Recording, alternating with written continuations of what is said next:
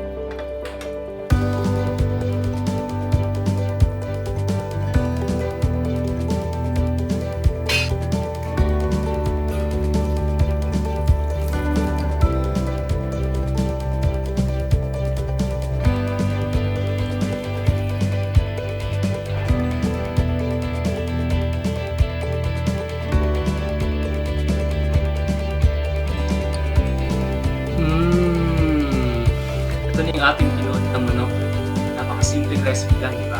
Kailangan mo lang ng manok, papaya, at dahon ng sili. Kung wala kang papaya at dahon ng sili, pwede mo rin palitan niya ng sayote at saka ng malunggay. Ang sekreto ng tinola ay ang pag-isa sa simula. Para talagang lumabas yung flavor ng manok at yun yung gagamitin natin base para sa ating chicken broth. Hindi na natin kailangan gumamit ng mga cubes kasi andun na yung lasa nito manggagaling na mismo dun sa chicken. Yung gamit kong parte ng manok dito is yung drumstick at saka yung thighs. So ito yung tinatawag nating dark meat. Bakit ito yung gamit ko? Kasi ito yung mas masarap. Ito talaga yung, nandito talaga yung pinaka-flavor ng manok. So bago pa lumamig to, tikman na natin.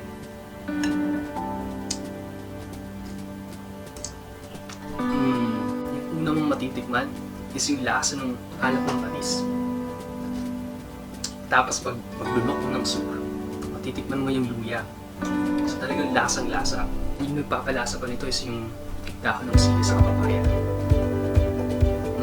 Masarap. Siyempre kailangan natin kumain ito ng may rice. Merong langaw na kakapusin. So siyempre kailangan tikman natin ito kasama ng kanin. Hindi pwede walang kanin. Ulam yan eh.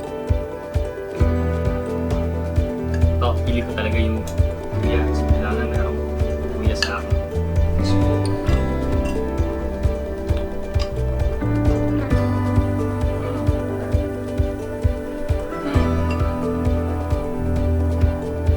kung nagustuhan itong recipe na to, huwag kalimutan mag-subscribe sa baba kasi marami pa tayong luluto ng mga Filipino dishes.